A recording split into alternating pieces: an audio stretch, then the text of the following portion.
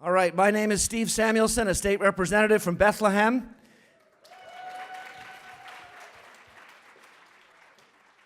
And I'm here to talk a little bit, to introduce the panel on rules changes. Although I have to say, when I came today, this reminded me a little bit about Billy Joel. It's a pretty good crowd for a Saturday. But I know that you are not the regular crowd shuffling in. I have been really thankful for the statewide grassroots movement that represents Fair Districts, Pennsylvania. 40,000 people across Pennsylvania, 26,000 people attending a meeting in person to talk about redistricting reform. I've attended meetings in the Lehigh Valley with 400 people, 125 people, 75 people coming out on a Wednesday night in the middle of July. This is one of the most extraordinary grassroots movements I've ever seen in Pennsylvania.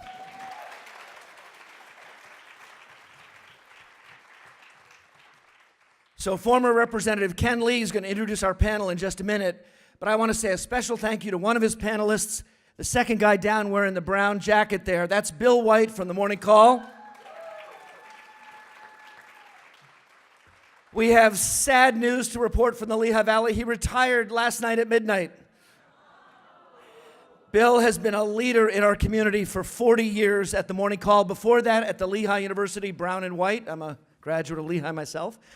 And Bill has really done an outstanding job as a Morning Call columnist, challenging us in the Lehigh Valley, questioning elected officials, taking on causes.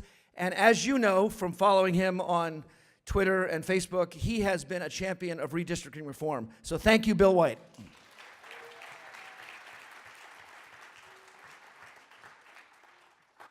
So here we are, we're talking about rules on a Saturday in December.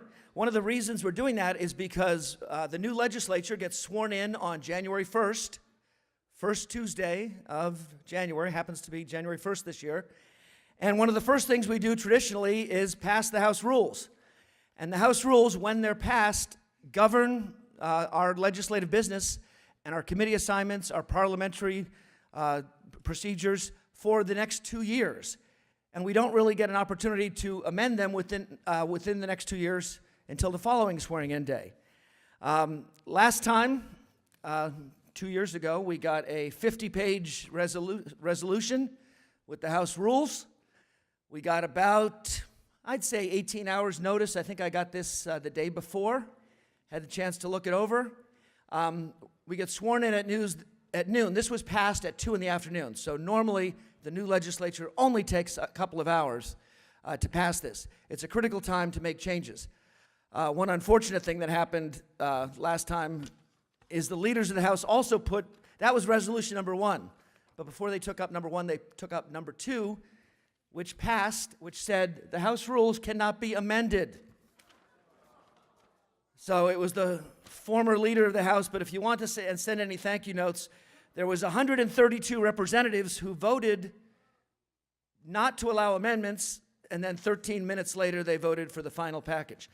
We know this is the time to talk about rules because it can affect legislation directly. As you may know, I was the sponsor of House Bill 722, and we got sponsor along with former Representative Eric Rowe of Chester County, and we got up to 110 co-sponsors. That's 55% of the House. One of only 2 bills in the entire session. We had about 2,400 bills, 2,500 bills. Only 2 bills were sponsored by a majority of representatives. So with 55 sponsors, 55%, 110 sponsors, I thought, well, at least we're going to get some discussion, we're going to get some movement, we're going to get some action on this bill. As you may know, it was introduced on May 8th of 2017, and it was stuck in committee for 18 months and 22 days until it also it went away at midnight last night. All legislation in the session ended on November 30th. We have to start again in January. We tried many different avenues to get that bill discussed. We tried to show bipartisan support across the state. We ended up we had 38 Republican co-sponsors when we were at our 110 co-sponsor level. We tried to have, we respectfully asked for a hearing. I sent a bipartisan letter to the chair of the committee. he has not answered the letter. It's been over 15 months, and 14 months, and he still has not even answered a letter written by 3 of his colleagues. And Representative DeLissio was one of the ones who co-signed that letter. We tried a discharge resolution. There's a procedure where the House can try to discharge a bill out of committee over the objections of a chairperson. That was stymied twice. We tried that with House Bill 722, and also Representative Nielsen from Philadelphia tried it on a companion bill. He had the Fair Districts 2016 proposal. We tried to get that one out of committee, but both times the chair of that committee decided to amend the bill and then hold on to it in the committee. So those bills never were released to the full House floor. So we're talking about rules because we think our rules need some amendments.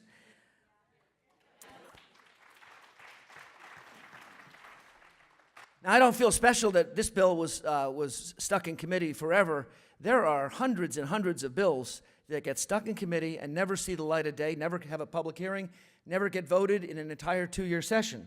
You could probably think of many of them. The Me Too legislation that was introduced last summer never got, at least it got a hearing, but never was voted out of committee.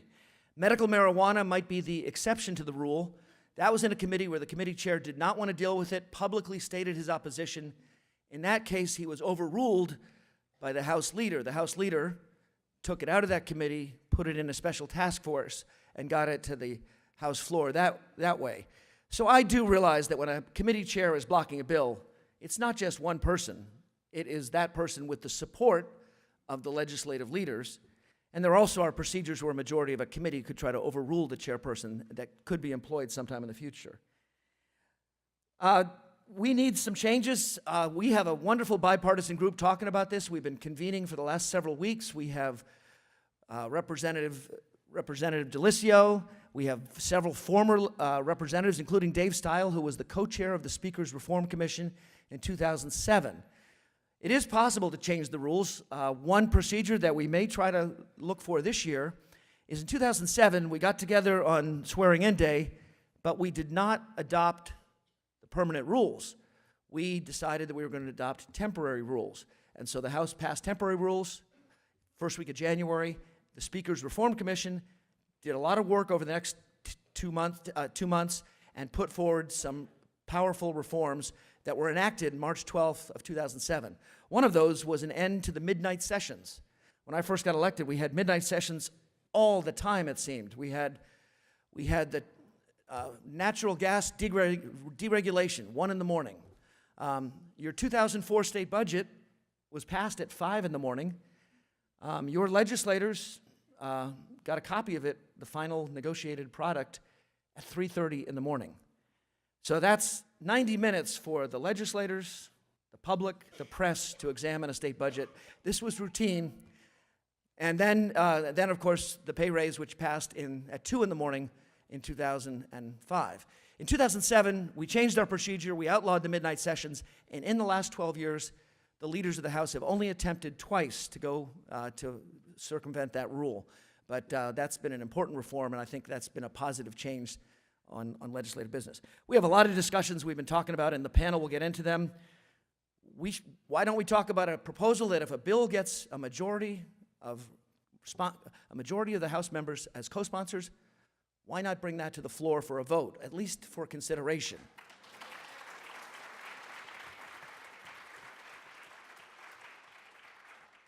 If a bill has meets a certain threshold, 25 or 30 or 40 sponsors, as long as the sponsors are bipartisan, why not guarantee that that bill at least has a hearing in committee?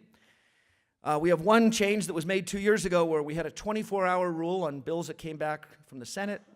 That was shortened, unfortunately, to 6 hours. Why not put that back to 24 hours and allow a full consideration of any bill that comes over on concurrence from the Senate? We have some rules that get suspended routinely. We should look at maybe ways to tighten that up. On my view, the House votes too often to suspend its own rules, and we should adhere to some of the rules that are already there. And also, we have to look at that discharge resolution procedure to see if there's a better way, a more effective way to make sure that the will of the majority is heard. So this is an important discussion. I'm looking forward to this. And I want to say my one last word is continue to engage your individual legislators. Any proposal that we have that comes up in the House or the Senate, those individual meetings that you have with your individual legislators make all the difference in the world. 3 minutes ago, I was talking to somebody about their representative sponsoring House Bill 722, and I knew that it wasn't because of me, it was because of her and her individual meeting with her legislator back home in that legislative district. So let me turn it over to Ken Lee, a former member of the House of Representatives who's agreed to moderate our panel.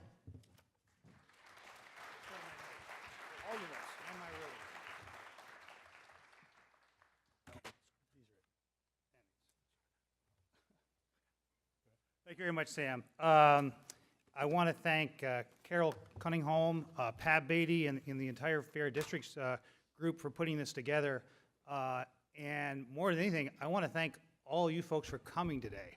I was in the legislature many years ago, and someone who asked me 25 years ago you could get this many people to come out on a Saturday after they just lost and talk about something like legislative redistricting, you would say, you're crazy.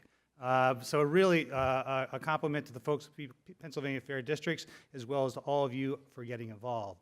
I want to give one shout out to another representative that's in the audience, who was a former colleague of mine way back when I was in the legislature, Representative Bob Freeman. He's out there. He's been a big supporter of these type of issues for a long period of time. And he represents Easton, Pennsylvania, Northampton County, a good friend. As I said, I'm a former state Republican legislator, representing a rural area of Pennsylvania, Wyoming, Susquehanna, Sullivan, and Bradford County, all the way back from 1988 to 1994. And people ask me over the years, what's your political philosophy? And I tell them, I'm a violent moderate, okay?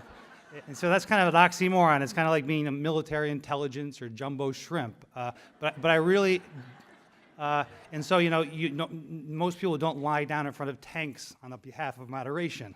But at the same time, you look at the League of Women Voters statistic they put up earlier today, and they point out that 42% of Americans identify themselves as independent.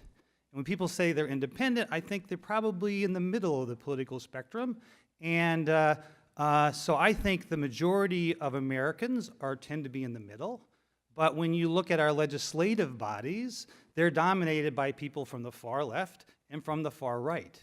And how did we kind of get that way? And I think one of the explanations, if you talk to a political scientist, is the issue where you guys are all involved in, is the fair district, the legislative redistricting. Because what if you do, one of the byproducts of this gerrymandering process is you put all the Democrats in some districts and all the Republicans in other districts, and voila, those people have to cater to all Republicans and all Democrats, and they end up on one end of the political spectrum or not. And so as a moderate, I think that's why this issue is so important to keep on everyone's plate and keep working on it as we go forward. Because I really believe as a Republican that good government should not be a partisan issue. And unfortunately, I think that one of the byproducts of this partisan setup we've set up in the legislatures is the fact that the people from the far right and the people from the far right tend to believe that the ends justify the means, okay? And they can play with the rules and play with the process so they get what they get in the end. And I just don't think that's fundamentally right. And I think one of the things I think we all have to ask in this audience, and I think I would guess that a majority of people in this group here today were very happy that we have more Democratic congressmen now than Republican congressmen, okay?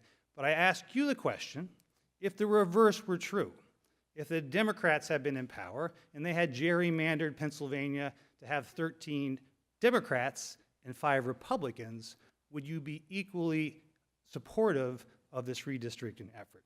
Just think about it. Good. Great to hear. Okay, so having said that, we want to talk about rules in the Pennsylvania legislature, and I have a copy here. And, we think that redistricting is esoteric. Let me turn to Rule 34 of the House is non-preferred appropriations. Rule 35, House and concurrent resolutions. 36, privilege resolutions. 37, legislative citations. And a word I never heard until I entered the House, Rule 38, sine die and final introduction of rules. Okay? So you say, why is this all so important? Well, I think we realized over the last few years why redistricting, something that sounds very esoteric, is very important. But the rules of the House are equally important to the House, because the House and our legislative bodies, we have an overall democracy, but the legislatures are a democracy within a democracy. You don't get anything done in the legislature if you don't get a majority of the folks in the legislature to go along with what you want to do. Okay, so those rules are fundamentally important to the fairness of the chamber.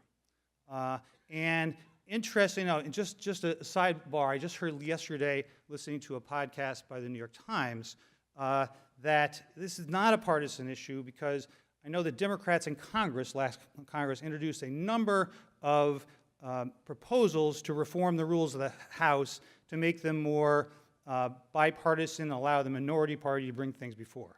And it was interesting that Nancy Pelosi, who's going to be elected Speaker again, she's had to deal with a group from her more progressive side of her party, of her caucus, who want to basically say, let's give up on all those rule changes now that we're in power, because we don't want those right-wing Republicans to bring all this stuff up in our democratically controlled House. So it's a challenge for both sides of the aisle. So with that, let me quickly introduce our distinguished panel here. First of all, we're going to have Bill White, as most of you know from the Allentown Morning Call, 25 years as an editor and columnist, recently retired. We have Allen Kukovich, Democratic legislator from Westmoreland County for 27 years, I believe. And he gives us a unique perspective because he was actually in the Democratic leadership, and maybe can give us some background on where their thinking is, maybe the best way to go forward with this process. We have Representative Dave Steil, a Republican legislator from the Bucks County area, and he was involved in the 2007 rules reform effort. And then finally, we have a current legislator, Pam DeLissio from Montgomery County. She just won her 5th term as a Democratic member of the Pennsylvania legislature. And she's going to give us some reflections on the current state of things in the State House, and perhaps the best way that we can engage all of you in helping our folks in the state legislature reform the state legislature so it represents all Pennsylvanians in a better manner. So let me turn it over to Bill to get us started. Thank you. Yeah, I'm not nearly as well qualified as the rest of this panel to talk about House rules. I'm really only up here to talk about being really stubborn. And the fact that I'm spending the first day of my retirement driving out to Harrisburg and coming here suggests that I really am a true believer.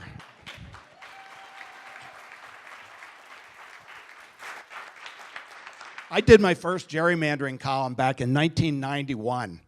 It was back when the Lehigh Valley's congressional district was being carved up to help Congressman Don Ritter, who was a Republican, and Peter Kostmeyer, who was a Democrat.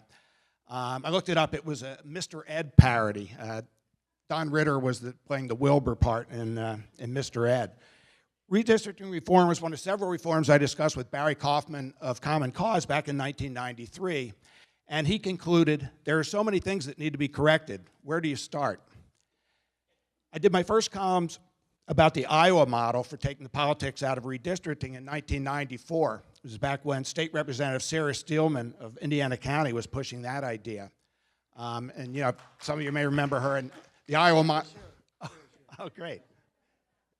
And that's still being kicked around by some people. I talked to one legislator, Republican, who was not willing to accept what was being proposed this year, but said he preferred the Iowa model, and we had a good discussion about that. But she told me she called a press conference to announce this effort to restore fair elections to Pennsylvania, and the only person who showed up was Barry Kaufman. But she pressed on. You know, at that time, I was using the story of Larry Roberts, who gave 22-year Democratic incumbent Fred Taylor a scare in the 1990 primary election. And state Democratic leaders who were aware that Roberts was going to go after him again in 1992 reapportioned his home right out of the district. So he stubbornly brought a home in a new redrawn district, and they moved the lines again. The illogic of the resulting district and the bad publicity about all this ended up helping him. He moved again, and he ended up winning the next election. Then Representative David Argel, who was pushing a different redistricting reform bill that, like Sarah Steelman's, was bottled up in committee, told me he proposed redistricting reform in the 80s and still was at it a decade later. I haven't been able to get it to the House floor yet for a vote, he said. They're quite happy with it just the way it is. I later ended up bashing him. He was a state senator over the pagejacking in 2005, but he was one of the good guys back then. So I resumed the drumbeat in the early 2000s, including the story of State Representative Michael Diven, who was a Pittsburgh Democratic incumbent who faced a primary election challenge that had the backing of the county Democratic Committee and the two top state House Democrats, Bill Luis and Mike Vion. And the Democratic leaders had targeted Diven because he had criticized spending in the caucus and because he had sided with the Republican majority on some votes. I'm not happy that it's come to this, Luis said before the election. We've made innumerable efforts to welcome him back to the team. In case you don't speak Harrisburg politicianese, being on the team meant and still means you vote just the way the party leadership tells you to vote on anything of importance and you don't ask too many questions. You know, if you're on the team, a favorable district is created to protect your incumbency, state money is funneled into your district to make you more popular with the voters, and taxpayer money laundered through the caucuses is poured into your reelection efforts and the office accounts. So you throw voter apathy into the mix, and it's clear unless you do something really, really stupid, you can stay in office forever. As I prepare for today by going through all these columns that focused on, or at least mentioned, changing the way we draw up election districts, it occurred to me that I've been writing pretty much the same column for decades. You know, talking about beating your head against one. And although I'm sure I've helped sensitize some Lehigh Valley readers to this issue, I really have gotten no sense that it made any difference. You know, my indignation hit overdrive in 2011 when they carved up the Lehigh Valley to create this geographically ridiculous 15th congressional district that captured lots more Republicans and shed lots of Northampton County Democrats on behalf of Charlie Dent, who was the incumbent. And I railed so hard against everyone who voted for this that I was running their name in capital letters in my columns and telling everybody never to vote for them. It took the state Supreme Court to undo that atrocity, and suddenly Pennsylvania was full of competitive districts with candidates who were truly accountable for their records and their statements. You know, what a concept. This past year, you know, I've been among many complaining about Darrell Metcalf, chair of the House State Government Committee. And despite all the momentum built up for redistricting reform, mostly because of the efforts of Fair Districts PA, he kept these bills buried, and when other legislators like Steve Samuelson tried to pry them from his clutches, he amended them into unrecognizability with the cooperation of all the committee's Republicans. Metcalf is one of a kind, luckily. But his obstruction still had a Groundhog Day quality for me because I spent a lot of time in 2008 railing about another chair of the State Government Committee, Democrat, Babette Joseph. She actually told me she wouldn't let the redistricting reform bill she was bearing come to a vote because she was afraid it would lose. She insisted she wanted reform. I think she was a co-sponsor, actually, but she told me, I don't want to put up a bill that very likely might not pass. How would that help? So the time expired and nothing happened. You know, what really was happening, I knew, was that party leaders still liked things the way they were, just as they do today in Pennsylvania. Bad government truly is bipartisan.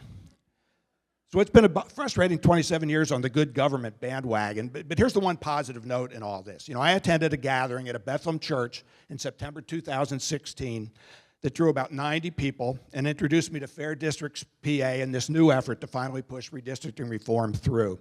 You know, the energy in that room that night was exciting, and I was even more excited when I attended a similar rally about 5 months later in an Allentown church that drew more than 400 people, including a lot of people who really wanted to know how they could get involved. I saw them meeting in small groups afterward talking about that, which was really great. You know, and that grassroots momentum has continued to build, culminating in an exhilarating rally last April in the Capitol Rotunda, new maps for this congressional election, and as close as we've ever come, I think, to the legislative victory that reformers have been dreaming of for so long. So yeah, here we are, 27 years after that first column. Our system still hasn't been reformed, but I'm convinced that the visibility this issue finally has gained around the state and the continuing vigilance of Fair Districts PA and other reform groups is at the very least going to force the party leaders to be less brazen when it comes to redraw districts again in 2021. You know, I contrast Sarah Steelman's story about her reform bill's audience of one with that throng of people who filled the rotunda, right, 4 floors up, covering all the spaces, hanging over the rafters, you know, and saying, we need to change this. You know, we're not there yet, but we've come a long way.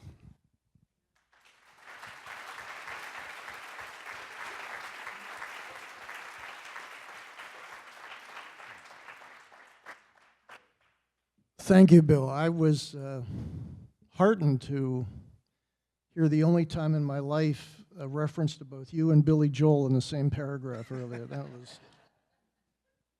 But listening to what Steve and Ken and what Bill have said brings back a lot of memories, and I've changed my mind about 3 times just since this morning how to approach this event. I share their shock and gratitude that we do have such a large turnout, but it makes me reflect on what we're really here about. We're here about power. We're here about political power. And for too long, during Bill's long, distinguished journalistic career, and as Ken said, I was in the legislature for 27 years, going back to the late 70s. I know what frustration is all about when it comes to reform. But it is all about power, and there are only a few ways in our culture and politically where we can attain and use power. Money, military, there are a number of ways like that that we think of when we think of power. But when I hear the stories about people showing up in droves all over this state and see roughly 250 people here on a Saturday morning on December 1st, and this is coming from somebody who about 28 years ago was on the Reapportionment Commission and saw almost no interest in what was going on with redistricting and reapportionment. And to see the change now, there's something else that means power. People in sheer numbers like that, turning out in church basements, in the State Museum auditorium, showing up in libraries all over this state. It's not just the sheer numbers, it's the moral persuasion. Whenever you stand for what is fair, for what is right, that's still, even today, whenever our democracy is at risk, that still is ultimately powerful, and you have embodied that today. Thank you.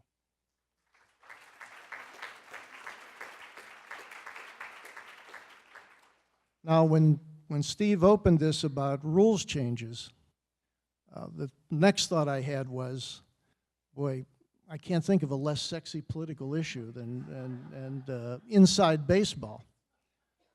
But the reality is, and you saw it firsthand with your efforts to try to get a bill out of Metcalfe's committee, without rules changes, without a single committee chair having so much power, even if 100% of the people of Pennsylvania were for something, one lone committee chair could kill that idea, could kill that bill.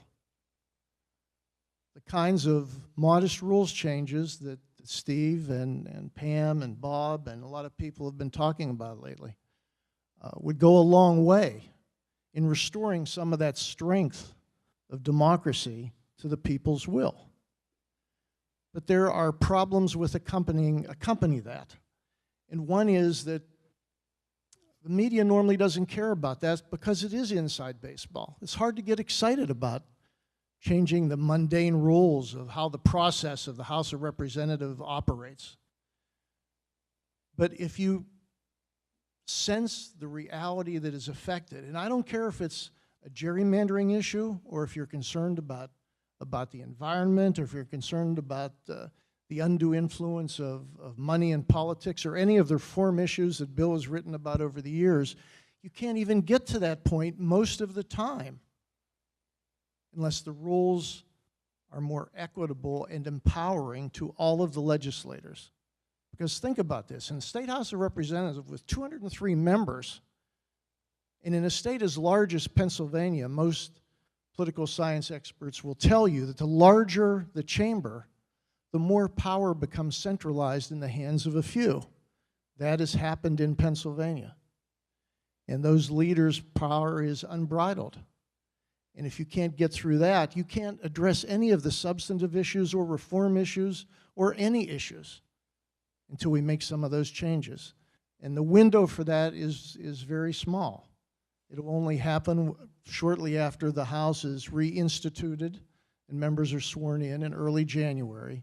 And a document, as Steve put out, and I know my former colleague Dave has a a document from the commission that he worked on to reform some of those rules. You get basically one shot at it. Now, it can be brought up any time during a 2-year session, but almost never is. I can remember one time it was about, it was in the early 80s, and I was able to get a rules change, but only because the media had picked up on a scandal in Pennsylvania where legislators who were lawyers were representing clients before state agencies. And I think it was the Philadelphia Inquirer at the time. Sorry, Bill. The Philadelphia Inquirer made quite a big deal out of it and made quite a lot of noise. And so I had an amendment to the House rules to prevent lawyer legislators from representing clients before state agencies. It was opposed by both the Democratic and Republican leadership. But the only way we got that done was because of the media exposure. And that's why it's so difficult with the kinds of rules we're talking about now to get the media interested. And I don't blame them. I mean, there's so many other things you can talk about. Melania's wardrobe, what the Kardashians are up to. The list goes on and on. But we really can't do any of the reforms we want. And as Pat Beatty talked about the strategy to open the session before this, if we can get these rules passed, the chances of accomplishing his agenda go up enormously. That's why it's important. We don't have a lot of time, so between now and right after the holidays, any contacts you can make with your elected officials, tell them we need new rules that open it up for the rank and file. Because part of your whole fight on gerrymandering is that you were being disenfranchised. As Sam Wang said when he was up here, a lot of races don't even go challenge because the way the lines are drawn. You don't get a voice. Well, think about it this way. Even if you're a legislator and you know that a handful of leaders are calling the shots for an agenda for 203 duly elected people and all of the people that they represent, and they don't have a say in what's going on. Not only are those individual legislators disenfranchised, all the people they represent, the millions of people across this Commonwealth, are not represented. And the real struggle is that the leaders worked very hard with their caucus to appease them, to try to make sure they don't have to face tough votes in public on the floor of the House or the floor of the Senate. Because when they do that, it creates opportunities for their opponents. It creates possibilities of bad press. And leaders, after a while, begin to think of a different constituency for themselves if they want to stay in power. And that constituency isn't the people that elected them in their districts to go to Harrisburg. It's the constituency of the other legislators. And rarely is that in the best interest of the common good. So when we leave this hall today, there's a lot at stake. We only have a brief time to deal with it. And when I talk about democracy at risk, I hate to be melodramatic, but I think most of you wouldn't be here on a Saturday unless you shared that belief. And there's no way that we can win any of these battles, and Bill's been covering this for decades, with one vote, with one battle. It's incremental. We have to sustain your energy. We have to get victories. We have to build on those victories. And the first one, the first victory that we can get going into the new year would be on changing these House rules. And then we can focus on what Governor Wolf has done, get behind that to build momentum for reapportionment and redistricting reform, and then we have a better chance to move ahead after that. Because what we're talking about here isn't what you read about in a political science textbook. It's not even so much politics, it's human nature. But we have to be, I want all of you here to be super political, and I don't mean that in a partisan way. I don't even necessarily mean that in an electoral way. I mean that in a sophisticated, strategic way. Understand your goal, understand your time frame, understand what the opportunities are, and then move accordingly. Carol has told me about the coalitions that are building around Fair District with Common Cause, with League of Women Voters. I looked at the back of your brochure today with all the different organizations, faith organizations, many other groups from around the state. It's that kind of coalition building that adds to the numbers and can go back to building that power of moral persuasion that you will need. That's not easy to do. It's not easy to sustain.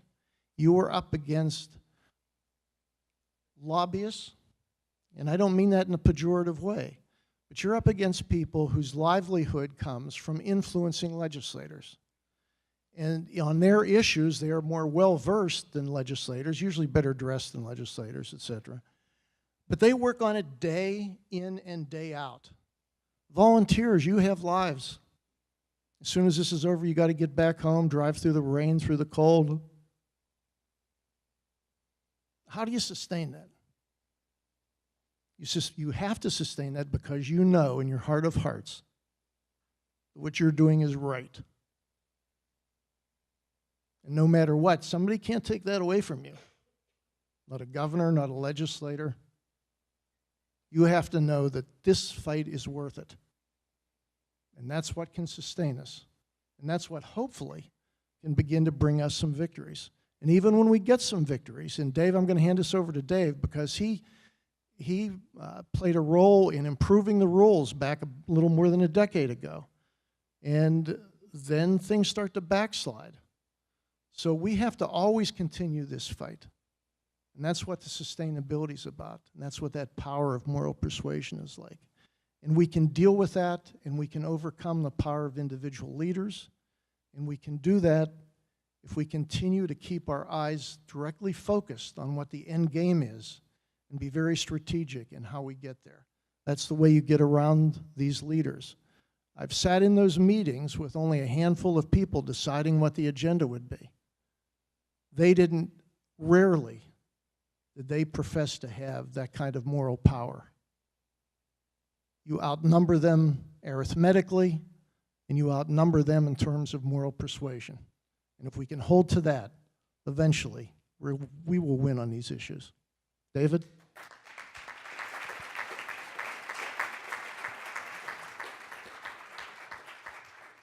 Thank you, Alan and Bill. I appreciate the opportunity to do this, to come before you today. I served in the Pennsylvania House from 1992 until 2008, and I was and am a moderate Republican, which makes us eligible for the Endangered Species Act. But if you doubt that, Pam and I have just come from another meeting across the street on single-payer health care, which we're both supporters of, so.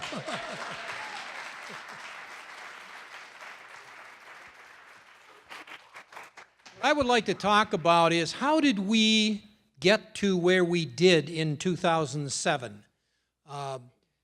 Representative Shapiro, now the Attorney General, and I were co-chairs of the Speaker's Reform Commission. How did we get to that position? Well, you may recall that in the election of 2006, the Democratic side won control of the House by a single vote. However, they could not come to an agreement on who would be Speaker, which is surprising, but as you know, that creates a vacuum. And when there's a vacuum, something runs in to fill it. And in this case, the person who ran in to fill it was John Prezell, who was the current Speaker.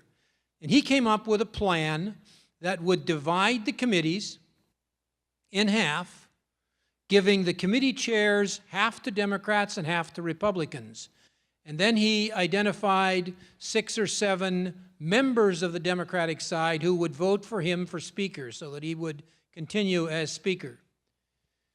Well, there were several of us that didn't particularly think that was a good idea. And I remember asking the question, well, so if we divide the committees today, because we've got kind of a divided House, once we take control of the House again, is that still a good idea? Well, nobody had an answer to that, of course, because, yeah, they weren't going to do that after Republicans took control of the House again. So it came down to this vacuum being filled, and there was a group of about 6 of us who decided that we needed to find another alternative. And Representative Shapiro at the time had the same idea, and he was working with several members on the Democratic side, and he came up with the idea of nominating a Republican for Speaker. And all Democrats would support that person, and the 6 of us Republicans would also support that person for Speaker, which would be enough to get them elected. And that is exactly what happened. Democrats nominated Dennis O'Brien, a Philadelphia Republican, as the Speaker.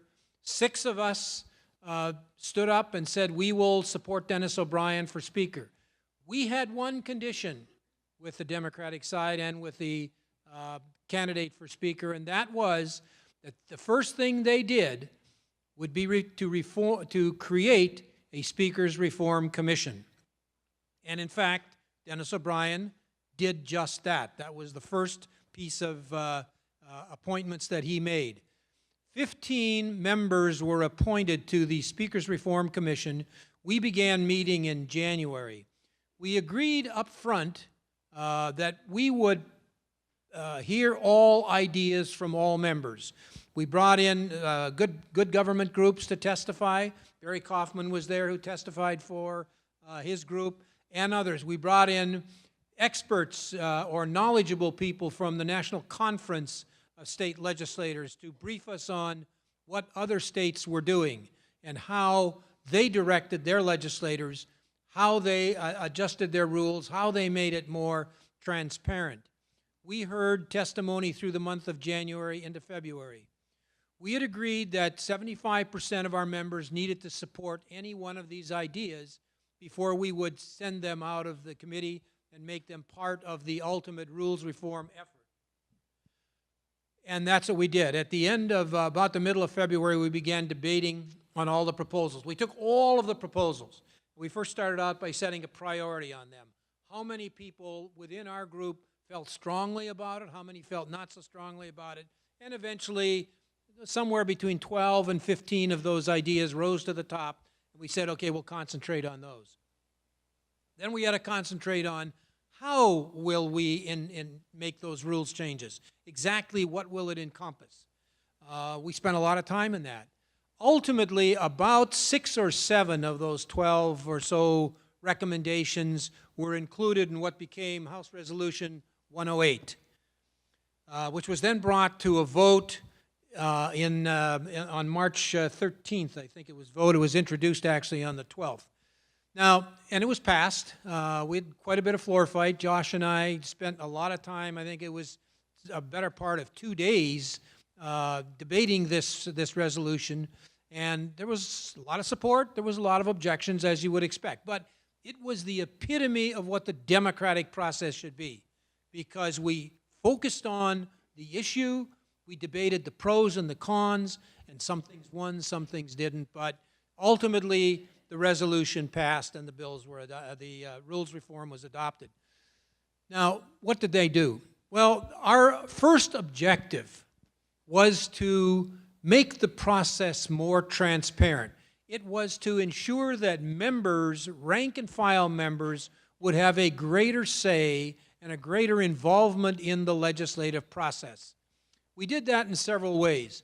One of the first things we did was to ensure that the Rules Committee, which may not mean much to the rest of you, but the Rules Committee is really formed to make rules for the House. But leadership, and by the way, when I say leadership, who am I talking about? I'm talking about 3 people: the Speaker, the Majority Leader, and the Committee Chair. Any one of those 3 people can stop action on a piece of legislation. So what the rules do is they empower one person to speak for 12.5 million people in Pennsylvania. That's not right. And our efforts were to ensure that we could change that. We had, one of the first things that we wanted to do was to change the ability of the Rules Committee to amend bills. Now, I can tell you, and I'll just repeat shortly, how that happened. The Rules Committee would meet, especially on bills coming back from the Senate, on what we call a concurrence vote, because the piece of legislation was not agreed to by both House and Senate. So there has to be a concurrence vote. When that bill came back and it went immediately to the Rules Committee, and that is where leadership would add various amendments to the bill. And those amendments would then be put onto the floor to a vote in literally minutes. I will give you just a sequence of how that happened. And this was time and time again. The Speaker would call or would announce, the Rules Committee will meet at the Majority Leader's podium for immediate committee meeting. The Rules Committee reports bill number such and so as amended for final vote. Well, you saw how much time I took between the meeting and the event? But a minute. They never even met. If you looked at the Speaker's or the Majority Leader's podium at the time they were supposed to be meeting, there was nobody there. So this was all decided by the majority party. The amendments were made in Rules Committee, and the bill brought out to vote immediately. Now, some of these amendments, and by the way, that's how you got the pay raise bill, because that got stuck in at in a motion just like that. But some of those amendments were literally pages and pages and pages, and you had no time to even understand what was happening. So that was the first change that we made, is to diminish the responsibilities and to put the Rules Committee back to where they were. Secondly, we needed to improve the timing between hearing. Bills are heard on 3 separate occasions. The first reading is at the committee hearing. Second reading is when the bill is brought back to the House from the committee, and the third reading is on final passage. Well, it had been our practice that amendments to bills were done on third reading. That is, when they were brought up for final passage, the bills could be amended. The problem with that, again, was that amendments were added to some of these bills that were very complex and very long, and nobody really had a chance to understand or had a chance to read them, because sometimes they were just complex. So we ensured that when bills came out of committee, bills would be amended on second consideration. And there was 48 hours between committee, it had to be 48 hours between committee and second hearing, second reading. And after the second reading and amendments were done, debated on the floor, just as all other amendments are done, when the bill was finally amended, it had to have 24 hours before you could do a final vote. That gave everybody a chance to look and see what the amendments did, what they affected, what changes were there, and you could do it rationally. So that, again, added to transparency. Some of the other things that we did was to change the Ethics Committee, the standards for the Ethics Committee. We also had several members. I'm not going to go through all of these rules changes that were part of this. There were some in terms of reporting for members' expenses. We made some changes to that. But all of that gave greater transparency. But maybe more important from what we passed in rules reform was what we didn't pass. And one of them, which is my favorite amendment to rules, and one that I actually introduced about a month later in a separate piece of legislation, which of course went nowhere because leadership hates this kind of stuff, okay? They're not about to give more authority to rank and file members. They need to control it. But I am very much a supporter of what's called the automatic calendar. In my bill and automatic calendars generally, every member would get one bill in a session that they could introduce that would be guaranteed a committee hearing without amendments in committee. Committee hearing cannot be amended in committee, but a committee hearing.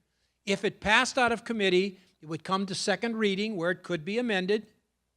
And after second reading and passed there, it would be guaranteed a vote on the floor within 60 days. That means that leadership could not stop that piece of legislation. The only person who could stop it is the person who introduced it. You got to build support for legislation. I remember one of my mentors when I first came into the legislature was Representative David Heckler. He was ultimately went on to the Senate, then he was a district judge and finally district attorney in Bucks County. But he told me, you know, Steil, you got a lot of good ideas, but you got to throw some of this stuff on the table and kind of let it percolate for a little while. And that's exactly right, because things need to be understood. You need to know who supports it, who doesn't support it. You need to meet with groups that might be supportive or not supportive, figure out how to amend the bills to make it more acceptable. Well, that's really consensus legislation. And to me, that's what our Constitution requires, is consensus legislation. I never had any bill pass in the House that didn't have both Republican and Democrat support. Every single one did, because we took the time to do it. But anyhow, automatic calendar, I think, is one of the keys, and certainly for what Fair Districts is trying to accomplish, and what we want to accomplish with single payer and all those other things is, we just want a hearing. We just want to get the issue before you so that you can make a decision. You, the people, can make a decision. And you can communicate with your legislators, yay or nay. Fine. If it's not acceptable, it's not an idea that we're ready for, we're okay with that. But let's give it a shot. So anyway, those are the kinds of reforms that we talked about then. I will just add on that some of you may be familiar with the No Labels organization in Washington, D.C. It's a bipartisan policy development group of which I've been very active with. And they have worked this year with a special caucus in the U.S. Congress called the Problem Solvers Caucus. They developed a rules reform package which includes a number of the items that were in our 2007 reform package, one of which was the automatic calendar. And this block of 48 legislators, 24 Republicans, 24 Democrats, have said, we will only support a speaker who supports these rules reform efforts. Well, they've been negotiating with Representative Pelosi now for several weeks. She has accepted some of the changes. Others they're still negotiating on. Don't know the bottom line for it, but there's a federal action that is also important on these rules. They recognize that in order to foster bipartisanship, they need to address their rules. We need to do the same thing, and I thank all of you for being here today.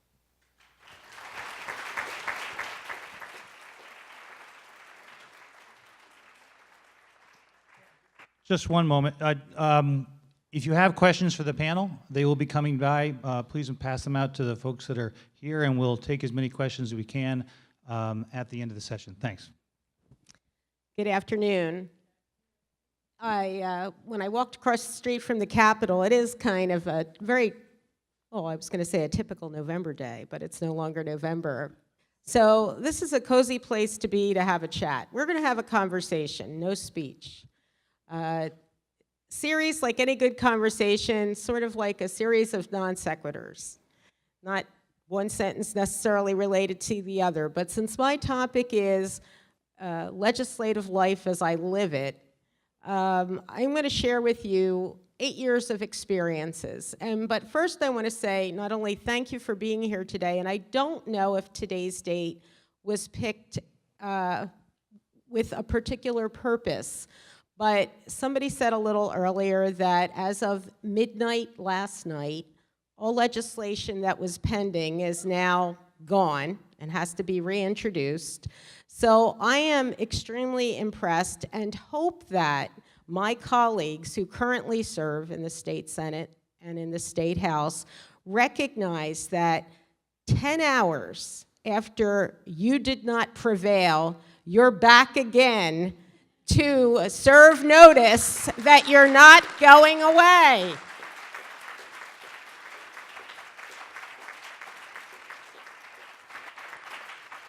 Please know, I've noticed.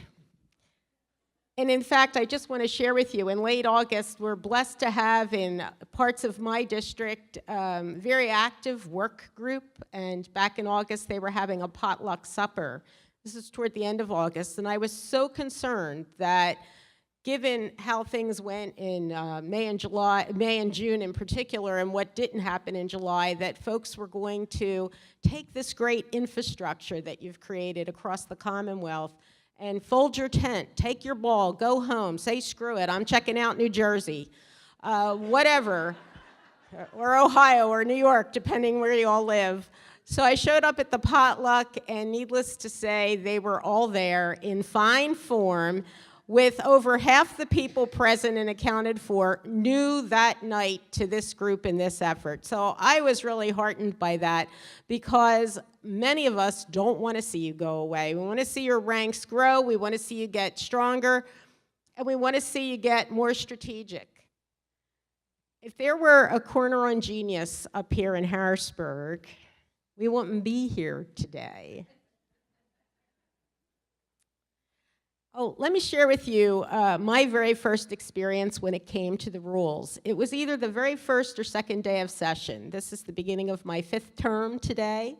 So 2011, January of 2011, I had an amendment to introduce for a bill that was running. Even though I have headed up 4 companies over 28 years, I was a little nervous, because I know that the ritual of the body is, there's protocol to follow, there's procedure to follow. I didn't want to screw up on day one. So I had the amendment. Our chief counsel was good enough to kind of rehearse with me. She's like, you got this, Cole, don't worry about it. And went to the floor to introduce my amendment. And before I was a sentence or two into it, the majority speaker at the time, who up till last night was the Speaker of the House, the majority leader at the time, said that my amendment was not germane. And I was standing in the middle aisle, because I sit near the middle, and I kind of went, not germane. Now, this amendment was absolutely, positively, beyond a doubt, related to the bill and the piece of legislation that was being considered. So, and all of this is happening in like nanoseconds, because this process is moving. He didn't say, hey, Pam, you're new, let me, he's like, this amendment is not germane. And as he's talking about it not being germane, and I'm thinking, well, what the heaven does germane mean up here that doesn't mean in the larger world where all of us live? I see our chief counsel walking up the aisle and think to myself, this can't be good. So chief counsel says to me, we thought this kind of shenanigans would be pulled, but we never anticipated to be pulled this early. So before I could even withdraw the amendment, the body had voted on the germaneness of my amendment, and it was voted down. Big surprise. And it was, quite frankly, to me at that moment. So I sat back down, whipped out my rule book, which, of course, by that day had not really studied or read, and looked up the rule on germaneness. There is a rule that speaks to germaneness. And the rule says germane is whatever the majority of the body decides. I'm like, I'm screwed. This is it. Well, I didn't think screwed. Thought something a little stronger. So despite being a fairly strategic person myself, I try to always cast informed votes. My debate is as informed as possible. In committee, you can ask my constituents. I am a policy wonk. What we do at the state level of government impacts all of our lives, if not hourly, then daily. It's very, very important. So I was very concerned that if this can happen, how does this whole process work? So a little later that year, I held my first town hall meeting, July of 2011. My 79th town hall meeting is this coming Tuesday. And the very first goal, because I am a very process kind of oriented person, my very first goal of my town hall, I have 3, So the first goal has never changed, and that goal is to inform my constituents about the legislative process.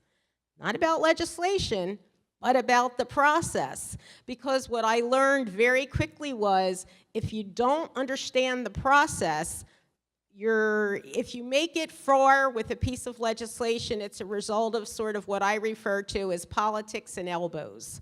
A little bullying thrown in for a good measure. So this is why the process becomes so important. In fact, recently, about a year ago, we put together a flow chart, a pictorial, if you will, of how a bill goes through the system and the advocacy related to that, because there are so many opportunities, as Fair Districts PA has learned this past year, for zigs and zags. I would say that, and again, this is a bit of a non sequitur, so the history of the institution, I have had the privilege to meet and work with now for 8 years, Dave Steil, Steve Samuelson, Bob Freeman. These are folks who have been around for a long time, and when they share with me sometimes the stories of, you think it's bad now, or you think you have problems now, you should know what took place then. And they've told me some of those specifics. And quite frankly, I am beyond horrified, grateful for the improvements, really frustrated with the fact that this is less than fair and square with the way we operate now. But, you know, the operation previously, I'm not sure, and I've been a citizen of Pennsylvania my entire life, really horrified about how that went. And I am determined we will, number one, never go back to that, never, not on my watch. And number two, move forward and stop this erosion of what the Speakers Reform Commission did in 2007 and put in place the changes that are so sorely and badly and obviously needed now. So I appreciate that institutional memory. We've got to learn from that. We've got to bring that forward. It is interesting, and again, if you're one of my constituents, some of these phrases you've heard. It's not about, for me, it's not about keeping my job. I'm actually rather employable in the private sector. It's about doing our jobs. And so often, that is not what I see unfold operationally in the House. I only serve in the House, but from an observing standpoint in the Senate as well. For the members to be protected from taking a tough vote, that doesn't quite resonate with me, because why else are we there? I mean, many of you, I'm sure, have jobs and positions and responsibilities in your private, personal life as well as your professional lives, and we all have to make tough decisions on many days, and sometimes many tough decisions on the same day. Why should a legislator be exempt from having to make a tough decision? And at the end of that day, we come home and we answer to you. You decide whether that decision was well thought out and meets the needs of the district and your priorities. But that's not how it works. And my frustration level at times has risen to the point where I have a hashtag. And this is when I didn't know what I wouldn't know a hashtag from a hash brown. I was sitting in an appropriations hearing with one of my nieces. My nieces and nephews have had, I think they believe, the good fortune to hang out with Aunt Pam through this 8-year journey. And they are now, the youngest are 21, the oldest are 32. So this is about 7 years ago. And sitting in an appropriations hearing, and it's sort of not going well, let's just say that. And I'm very frustrated. So I have used a phrase in my life, cluckfuster. You figure out what it really is. And that's because once upon a time in another life, a staff member came into the office after being in a traffic jam and said, God, it was a cluster out there. And I went to repeat the word, and I said it backwards, a cluckfuster. I couldn't say it the way it's intended. So my niece at the time said, you know, she was about 13 or 14, Aunt Pam, why don't you use that as a hashtag? And I'm like, honey, what's a hashtag? So I believe somebody from our communications office absolutely dared me to use that as a hashtag. So when I break out hashtag Cluckfuster, and I don't do it often, it's because something has occurred, you know, from a procedural standpoint that has just, you know, tried my last nerve. You know, I'm just losing all patience and want to call out to you, to the citizens that say, okay, you know, stupid stuff happens often enough, but this rises to a new level. So you can pull up the hashtag and see what I, you know, over time have identified as a cluckfuster. When we talk about bills being passed, there is on average, I follow this data, so this goes back for the 4 sessions I've been in, there are on average about 3,800 bills a session, a 2-year session between the House and the Senate. This does not include resolutions, mind you, this is bills that are introduced. And of those 3,800 bills, about 8% make it to the governor's desk. And that's been a pretty consistent, interestingly enough, it has been a very consistent statistic within a few handful of numbers. So, you know, about 300 bills make it. This is one reason why I'm a proponent of the New Hampshire model of a state legislature, which is a part-time legislature. They are paid a $100 stipend, and, you know, they call it a day. So when we get the rules things out of the way, maybe we can work on some of these other things. That would be great. And just to wrap up here, because I know you have speakers, there are a lot of intricacies to that. I don't think there's any reason to memorize the rule book, and I'll tell you why. To manipulate the rules, again, if there's a zig, there's a zag. And I remember being particularly annoyed when a rule was invoked in a committee meeting that can only be invoked on the floor. But the chair of the committee let that happen. And that particular rule called the question, which cut off debate. So the minority party got up and left the committee meeting. The majority party finished the meeting by voting on the bill. And it was over, I believe, a pension reform bill. When it got to the floor, I just wasn't going to sit there and have it. So I got up and said, and you can go to my website and look at the video, this book might as well be titled Once Upon a Time. We make it up as we go.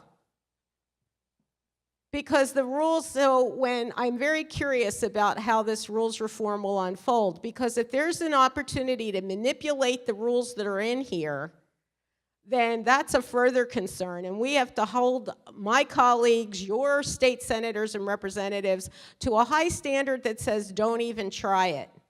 Now, I like my colleagues personally, and I like the parliamentarian in our House personally, has a very dry sense of humor. It appeals to me. But in 8 years, and Steve or Bob will correct me if I'm wrong, I don't think I've ever seen the parliamentarian rule against the speaker. How is this possible? But I'm pretty sure once or twice I've seen the parliamentarian rule against himself.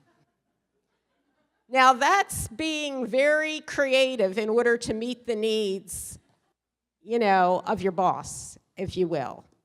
So it is very, very frustrating. So I am all in. It will be interesting to see. I mean, the cat is now out of the bag. There are current legislators that are looking to add, you know, reform the rules of the House and are going to work hard doing it. You know, I'm not sure my phone will ring tomorrow or the next day.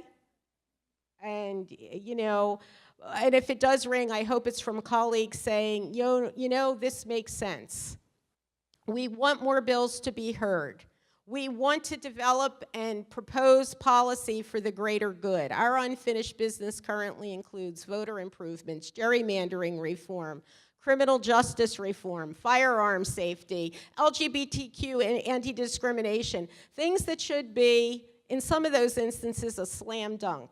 And I can guarantee you, legislation pertaining to all of those things has languished at a minimum and I've got the data. At a minimum, it's languished for over 10 years. That is not our expectation. As taxpayers, we want better value for our dollar. We want our money's worth. Thank you for being here.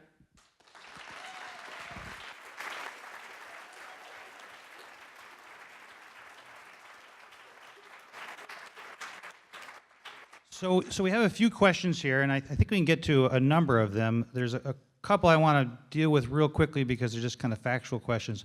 One of which is how many members are needed to pass a rule? Well, in the Pennsylvania State Legislature, in the House, there's 203 members. You need a majority. That'd be 102. And you really can't run a legislature until you have rules, so it's generally the first vote in the legislature, the vote on the rules. I would want to point out that one change we did adopt, very important one, is in the House rules now, is you need a 2/3 majority to suspend a rule.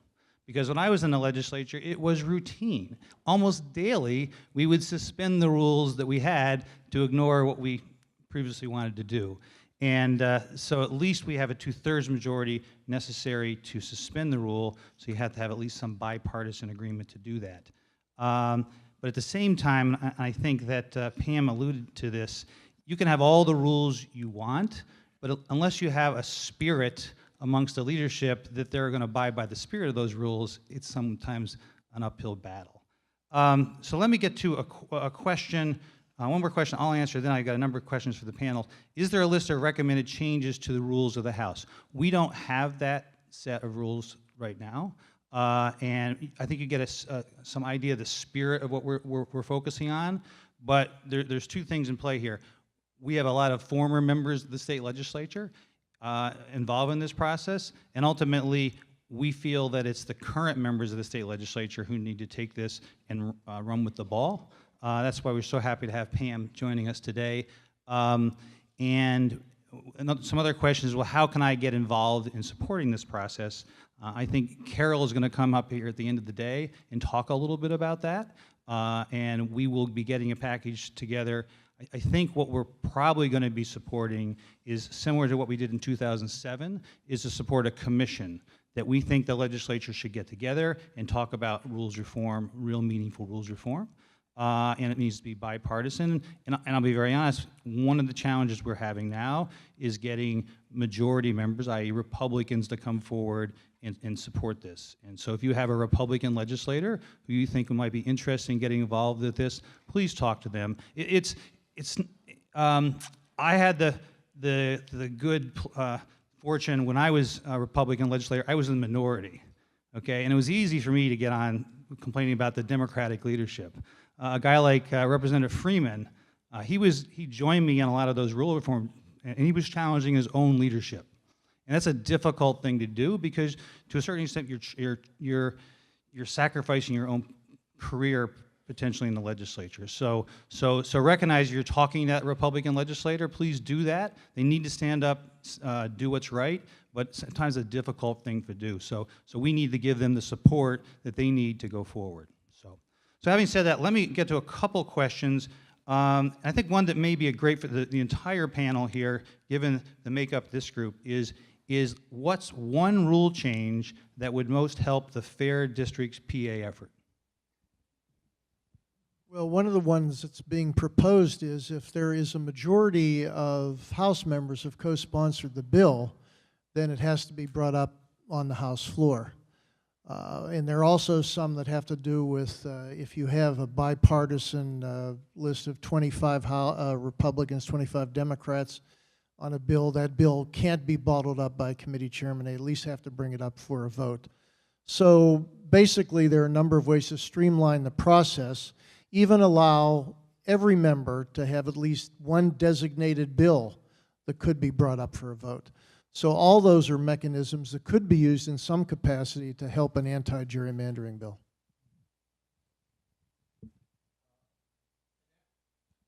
Allen has really said it, but it's the automatic calendar for me that ensures every legislator to introduce a bill that has at least some modest bipartisan support, to see that bill have a committee hearing and a hearing on the floor. And my concern, and I support all of that, but one concern would be, this is what I can envision. So if that rule passed and there was a minimum of X on a bill, in order for the bill to be brought up, I can foresee leadership putting pressure on individuals to come off the bill. I've seen people come off bills. Sometimes they come off of their own volition. The bill wasn't written as they thought it would be. Something's been changed. But I've seen leadership pressure people to come off a bill. So this is where, you know, not trying to be Debbie Downer here. I'm just trying to drive home the reality of the situation, that we have to, you know, ensure that people respect the rules that are passed, and unless they have good and sufficient reason, they're not doing that, because that elected official is representing ideally the will of his constituency, and perhaps not a special interest with an influential checkbook who's trying to get something or keep something from moving.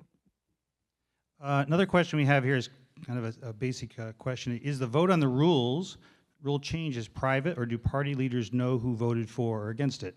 Well, it's a very public thing. It goes up on a board in front of the whole legislature, so everybody knows about it, which brings up one of my pet rule reforms, was the idea, if you go to the Pennsylvania State Legislature, I haven't been in the House for a while, but they have 2 big electronic boards where you can see how people vote. All the Republicans on our one board, and all the Democrats are on another, okay? So if you're the sole Republican voting against something, and all your fellow Republicans are voting for it, there's a huge, just a peer pressure to go along with your own party. And my idea is, why don't we just do it alphabetically? So you can't just look up there and just say whether I have to be with all my Republican Party colleagues or all my Democratic colleagues. So if I can put in my pitch for my rule reform, but that's not a bad idea as well. It sends a different message that what this is about is it's a body for all the people, not just Republicans or Democrats. And so along those lines, a question for Dave and me. Well, I'll turn it over to Dave. How do we keep this effort from seeming partisan due to the greater interest from Democrats? This seems to be a liability in today's political climate. Good question.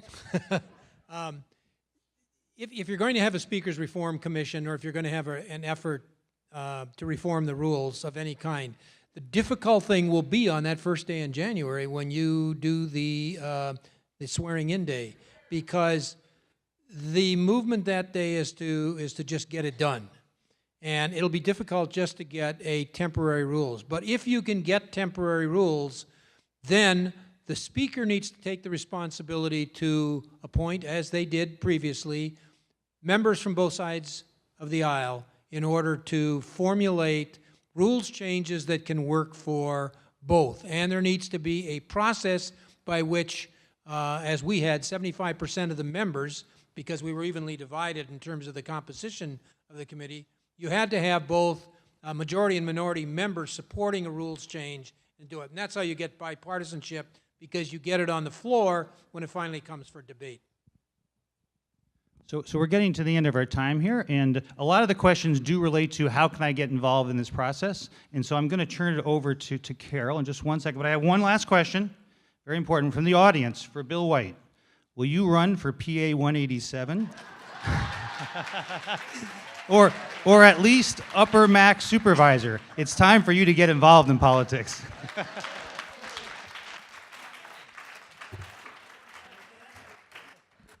No. So thank you very much for giving us some time, and once again, thank you for all your support in supporting good government here in Pennsylvania.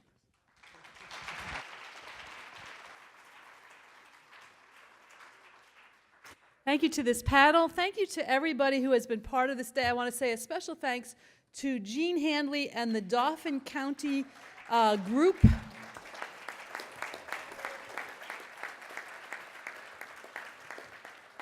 Jean Handley is our Dauphin County organizer, and she and her Dauphin County team end up doing a lot more work than most of the rest of the local groups simply because they're here. And things happen in Harrisburg, and they are really happy to step in. They did all the food.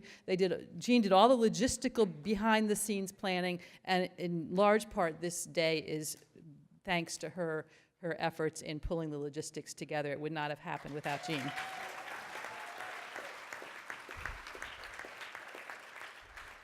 I also want to thank League of Women Voters. Laura Lavin, I was hoping to recognize her here today. She has been working on redistricting reform and procedural rules since the early 90s. And I had an email from her today. She was hoping to be here. She is not able to join us. But she reminded me that the League did a study on procedural rules and came to consensus in the way that Jill Green described earlier. And there is online a list of the procedural rules that the League agreed on looking at other states. And so we will have a page on our website very soon about the Reform the Rules campaign, and we will offer a link to the rules changes that the League agreed on after studying our legislature, but also studying how some other legislatures work.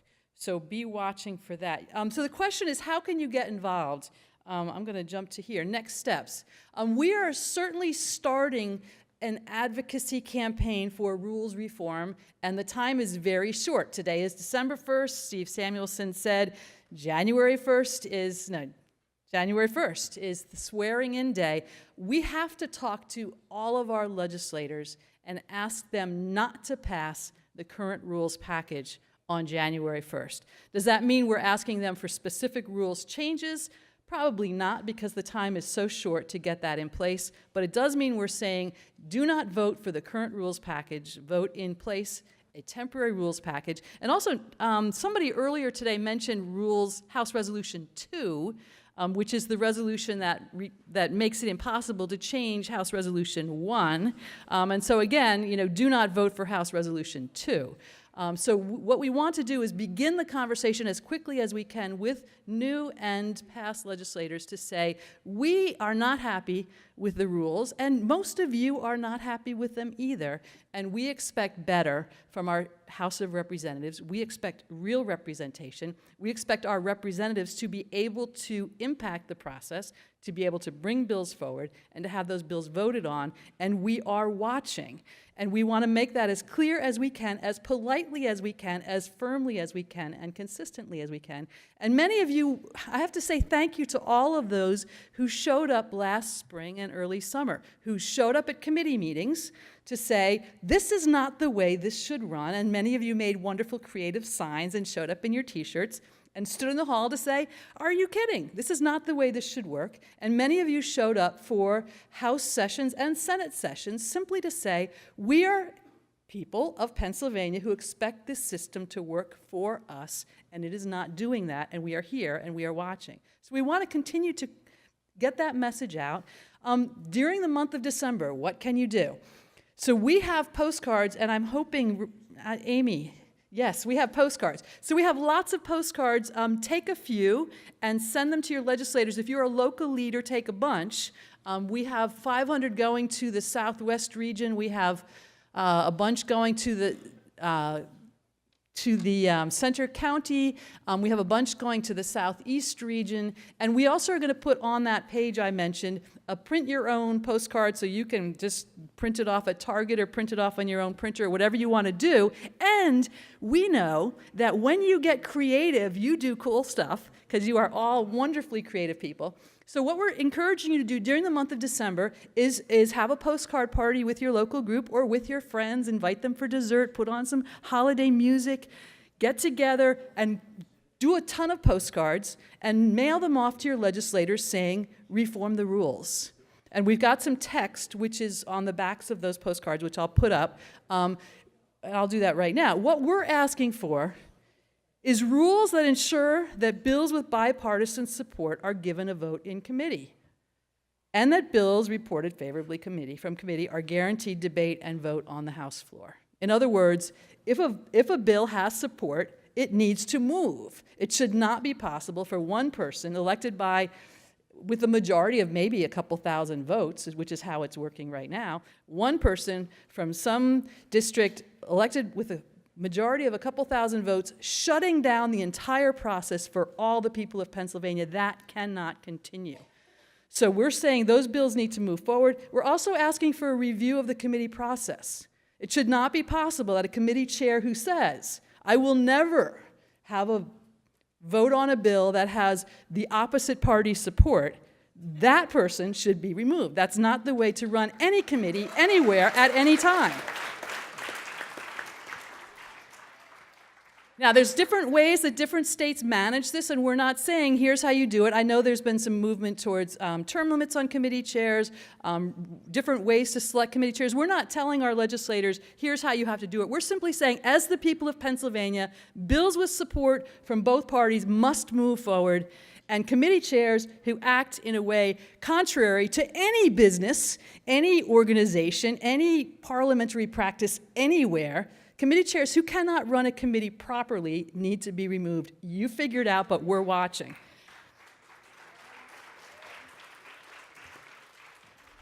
So we want to have advocacy for rules reform. We are planning some meetings for new legislators where existing legislators can explain why this matters and what we would like to see. But we're also encouraging you, in addition to postcards, many of you have built relationships with your legislators. A fun idea, have a holiday party, invite your local legislators, talk a little bit about redistricting reform, talk a little bit about rules, and then, have some wine and assure them that you love them, but you really want the process to work better. Be creative. You know how to do this. You folks are wonderfully creative, wonderfully social, and you've done here's a really amazing thing that many of you have done. You have built real relationships with your legislators. That's how it is supposed to work. Michael Pollack earlier talked about the marriage relationship between people and their legislators, that there is a relationship that we need to work on and keep alive and say, you were elected to represent us. You don't answer to your leader.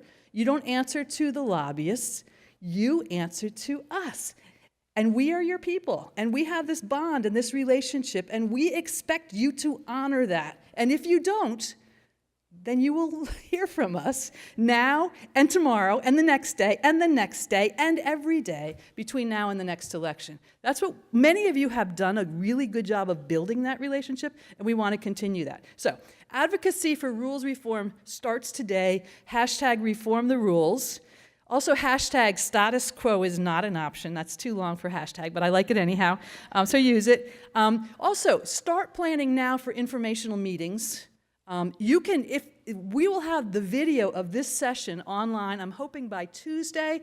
Yes. But this session is the first one that will be produced and put onto our YouTube channel, so it will be available to watch in local group meetings by Tuesday. Share the link to your local legislators and tell them we all were there and this is what we're talking about, and we will continue to talk about it. So if you have a chance for a local meeting between now and the end of the year, watch the session, talk it over, and write a ton of postcards, or start planning informational meetings for early in the new year, because we will be working on redistricting reform and we will be continuing forward.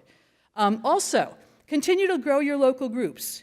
Whatever way that looks like in December, I know it's a busy time of year, so holiday something, but continue to think, how do we grow local groups? A really important thing that's been exciting to me to see many of you learning how to network more strategically with the people in your regions. So Tom Ulrich, I see here in the front row, he has a quarterly Friday night movie night in the basement of his church. He's got a ton of different good government proactive groups that come and put up tables, they network together, they get to know each other, they share agendas and initiatives and plans, and then he also has a conference call with a bunch of similar folks once a month to talk through, what are you doing, how can we support each other, how do we make our voices stronger in this region? And that's been really effective in the Lehigh Valley region. I know in Montgomery County there are some groups that are beginning a monthly Friday night potluck to get different groups together, to share initiative, to share plans, to know each other, so when something's happening Everybody is on the same page and able to work really well together. We've got that same kind of initiative going on. Wonderful to see groups like NAACP, AAUW, League of Women Voters, co-hosting meetings and getting to know each other and saying, let's do voter registration together. Let's meet with our legislators together. Let's together engage in a civic way that makes our voice inescapable to the legislators in our region. So be thinking through how to do that more effectively in your own local groups. And then last of all, draw the map. Competition ends on December 14th. For those of you who can't get enough of maps, data, and the geeky stuff that makes us all so happy, the deadline for that is December 14th, and the information for that is out there. So that's what you can be doing, and I will put, that's our beautiful postcard. But again, you can make your own postcards. You can draw your own stick figures of what happened this year, or your own unhappiness about how things went. Be polite. You know, use good language, but be creative. I want to just end by saying what we want to do is to be a coalition that is a catalyst for change in Pennsylvania. And there are wonderful people here who have worked for reform and advocated for reform and called attention to dysfunction for a long time, and you've heard that. We have this moment in time that they did not have. We have social media. We have some amazing new digital tools for organizing, which we have folks every day figuring out how to use better. We have a population of people saying something is wrong and we want to understand it. And I often say, you know, you can use that anger in an ineffective way by simply thinking, oh, we'll vote that person out and we'll get that person in. You haven't changed anything. You've just rearranged the chairs on the deck.